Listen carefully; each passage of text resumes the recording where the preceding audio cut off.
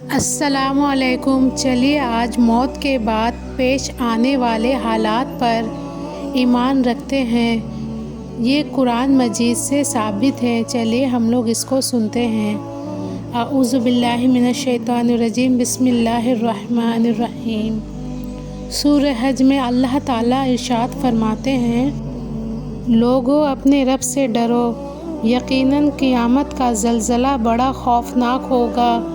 جس دن تم اس زلزلے کو دیکھو گے تو یہ حال ہوگا کہ تمام دودھ پلانے والی عورتیں اپنے دودھ پیتے بچے کو دہشت کی وجہ سے بھول جائیں گی، اور تمام حاملہ عورتیں اپنا حمل گرا دیں گی، اور لوگ نشے کی حالت میں دکھائی دیں گے، حالانکہ وہ نشے میں نہیں ہوں گے، بلکہ اللہ تعالیٰ کا عذاب ہے ہی بہت سخت، جس کی وجہ سے وہ مدہوش نظر آئیں گے۔ دوسری جگہ سورہ معارج میں اللہ تبارک و تعالیٰ ارشاد فرماتے ہیں، اس دن یعنی قیامت کے دن کوئی دوست کسی دوست کو نہیں پوچھے گا، باوجود اس کے کہ ایک دوسرے کو دکھا دیے جائیں گے، یعنی ایک دوسرے کو دیکھ رہے ہوں گے۔ اس روز مجرم اس بات کی تمنا کریں گے کہ عذاب سے چھوٹنے کے لیے اپنے بیٹوں کو، بیوی کو اور بھائی کو اور خاندان کو جن میں وہ رہتا تھا اور تمام اہل زمین کو اپنے فدیہ میں دے دے، اور یہ فدیہ دے کر اپنے آپ کو چھڑا لے۔ یہ ہرگز نہیں ہوگا۔ دوسری جگہ سورہ ابراہیم کی آیت نمبر 42 اور 43 میں اللہ تعالیٰ فرماتے ہیں، جو کچھ یہ ظالم لوگ کر رہے ہیں ان سے اللہ تعالیٰ کو فوری پکڑ میں نہ کرنے کی وجہ سے بے خبر ہرگز نہ سمجھو، کیونکہ ان کو اللہ تعالیٰ نے صرف اس دن تک کے لیے مہلت دے رکھی ہے جس دن ہیبت سے ان کی آنکھیں پھٹی کی پھٹی رہ جائیں گی،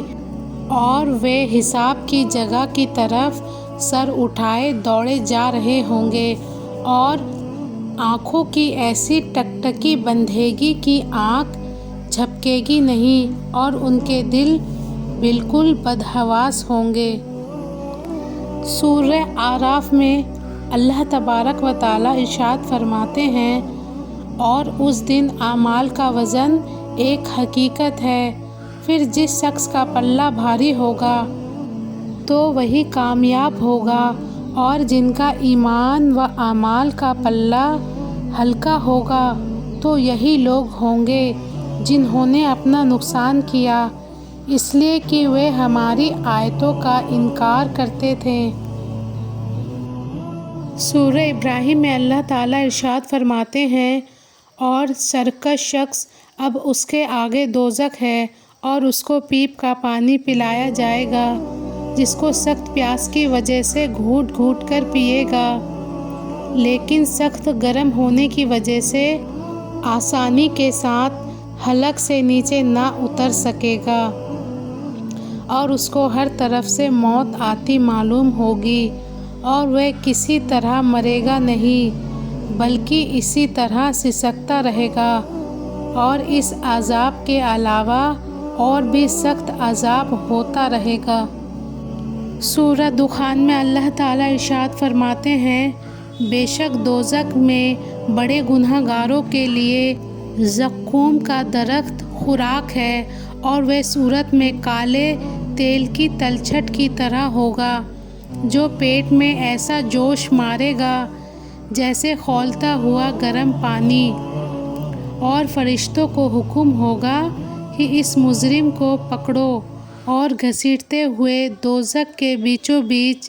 دھکیل دو، اور اس کے سر پر تکلیف دینے والا گرم پانی چھوڑ دو، اور تمسخر کرتے ہوئے